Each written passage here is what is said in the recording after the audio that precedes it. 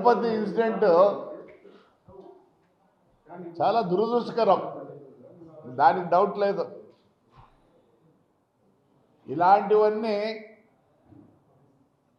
ఈ తొక్కిసలాట్లు ఇవన్నీ ప్రతిసాట జరుగుతున్నాయి.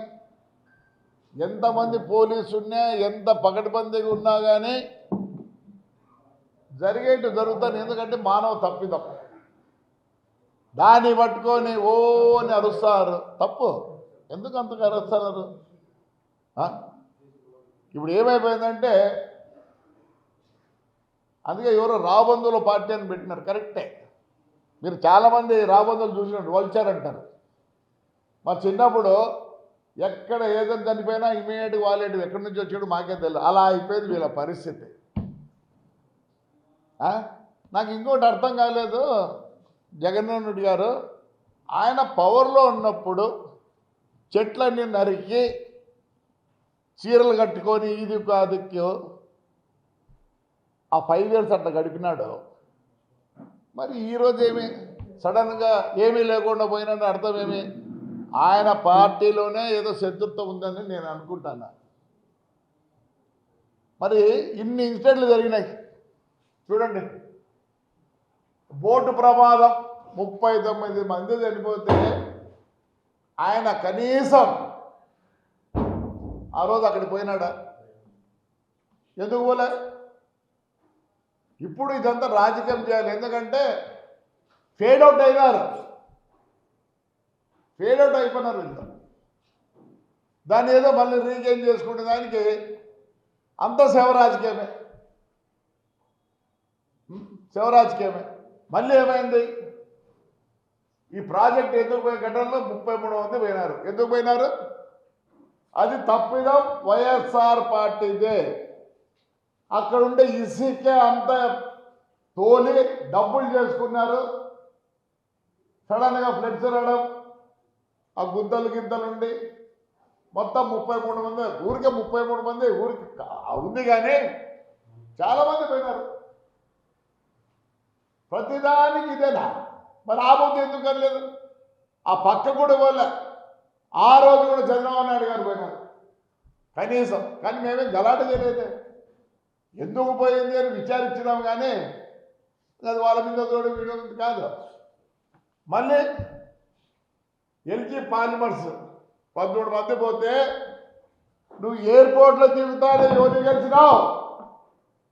ఎల్జీ వాళ్ళని కలిసినావు. ఎందుకు? ముందు వాళ్ళతో కాంప్రమైజ్ అయ్యి నీకు కావాల్సింది తీసుకొని మళ్ళీ పోయి కలిసినావు. మీ విషయానికి వస్తే ఒకటి, వేరే విషయానికి వస్తే ఇంకొకటి. అలానే చూద్దాం. రూయా ఆసుపత్రి 12 మంది చచ్చిపోయినారు. పోయిన వాటికి పోలే. ఏమనంటే ఏదో అంబులెన్స్, నీకు అంబులెన్స్ తెలియదు, ఆక్సిజన్ లారీ తెలియదు, ఏమీ తెలియదు. అంబులెన్స్ ట్యాంకర్ అంటావు. నీకు మరి ఏం చదువుకునేవేమో మాకు తెలియదు కానీ మేమందరం నువ్వు చదువుకునే స్కూల్లోనే చదువుకున్నాం. ఎంత చెడ్డ పేరు తెచ్చినామంటే ఆ స్కూల్కి. నీకు అంబులెన్స్ తెలియదు, ట్యాంకరు తెలియదు. అంబులెన్స్ ట్యాంకర్ అది, ఆక్సిజన్ ట్యాంకర్. మరి ఆ పొద్దు ఏదో అయింది. మరి దానికి ఆ పొద్దు జవాబు సరిగ్గా లేదే. ఈ పొద్దు ఏదో ఇన్సిడెంట్ అయిందని ఇంతగా అరుస్తున్నారు. ఇంకా మాది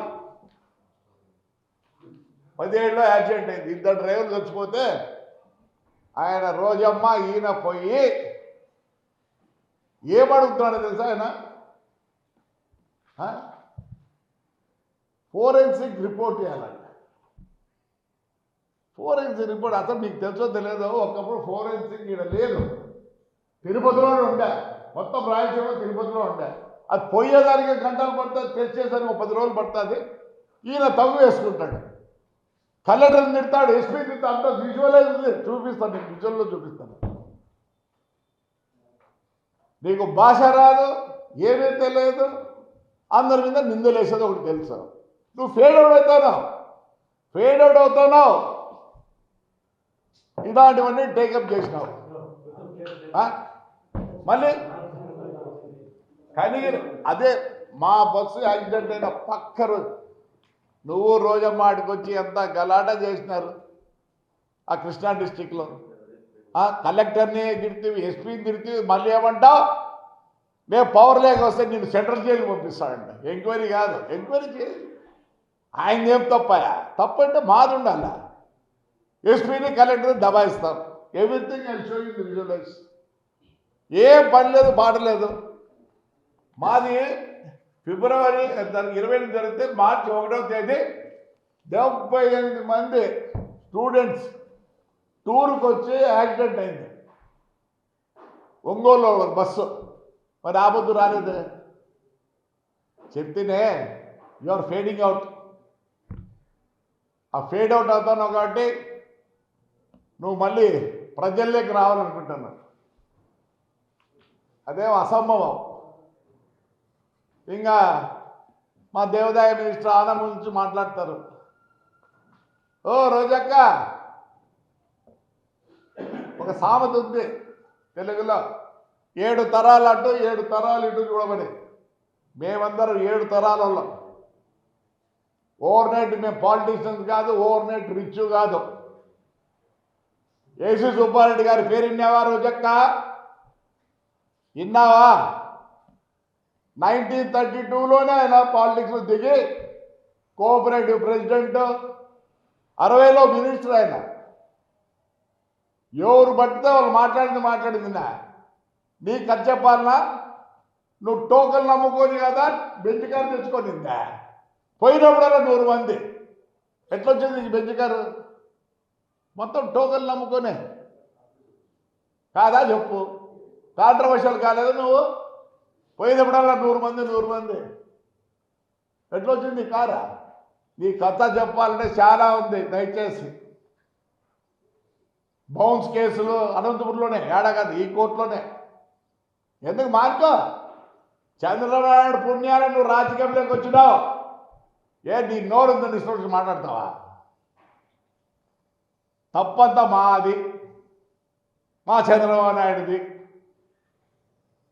ఏమన్నా గాలికి వదిలిపెట్టినారు వాళ్ళని. మేము 5 ఏళ్ళు ఎంత అవస్థపడ్డాం. ఈరోజు కార్యకర్తలు చాలా బాధపడుతున్నారు. డబ్బులు కావాలని కాదు, ఇంకోటి కాదు. ఏమీ లేకుండా జైళ్ళకు చూపించినారు, అందరినీ జైలుకు పెట్టినారు, భూములు ఆక్రమించినారు. సార్ చంద్రబాబు నాయుడు గారు, దయచేసి నేను కోరుతాను, ఒక చూపు కార్యకర్తల మీద పెట్టండి. చాలా కష్టపడుతున్నారు.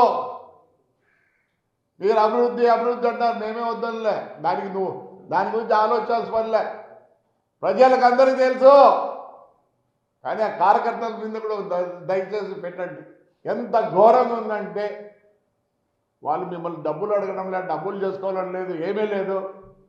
5 ఏళ్ళు కష్టపడ్డారు. కార్యకర్తల కోసం ఒకటి ఏదైనా పెట్టండి. వాళ్ళ కష్టాలు, జైల్లోకి పోయి వచ్చి అన్నీ పోగొట్టుకొని అన్నీ ఉన్నారు. నేను రిక్వెస్ట్ చేస్తాను, మీ మంచితనం పనికిరాదేమో సార్, దయచేసి మళ్ళీ చెప్తాను.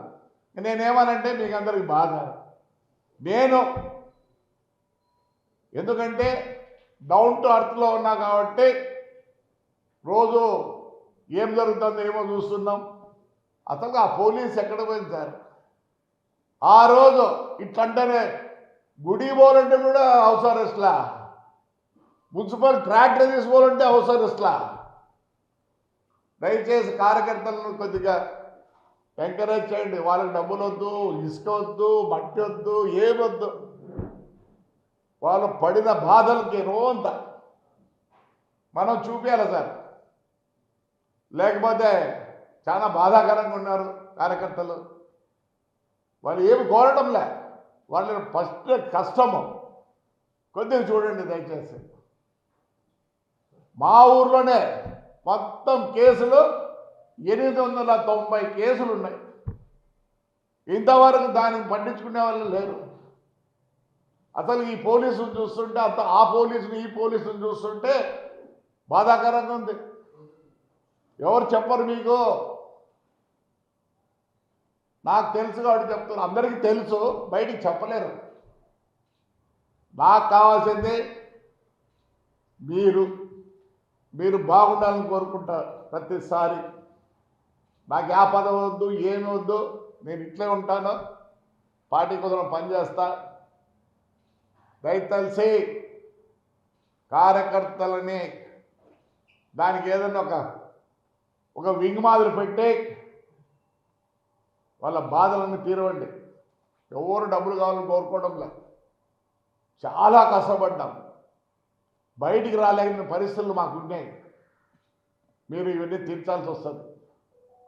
రోజమ్మా, ఏం ఆనవాళ్ళు చాలా తక్కువ వేసుకుంటాను నువ్వు. 30 నుంచే వాళ్ళు రాజకీయంలో ఉన్నారు.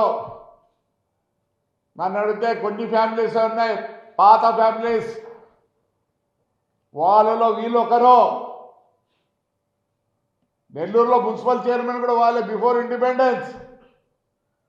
ఎవరి గురించి వాళ్ళ గురించి మాట్లాడద్దు.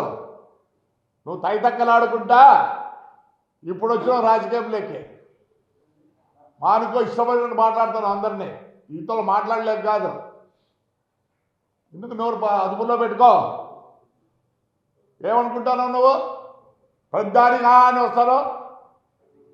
నన్ను అడిగితే కార్యకర్తల ద్వారా వీళ్ళని బయటికి రానియకూడదు.